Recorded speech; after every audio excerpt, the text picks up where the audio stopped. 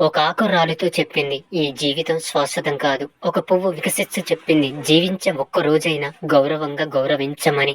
ఒక వృక్షం చల్లగా చెప్పింది, తాను కష్టాల్లో ఉన్న ఇతరులకు సుఖాన్ని ఇవ్వమని.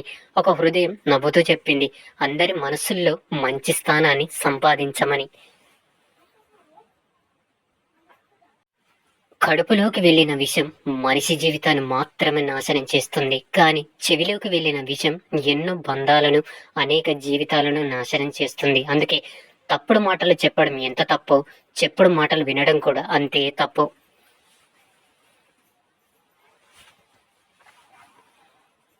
మనిషిగా బ్రతకడానికి కావాల్సింది అనుభవాలు, కానీ ఆడంబరాలు కాదు.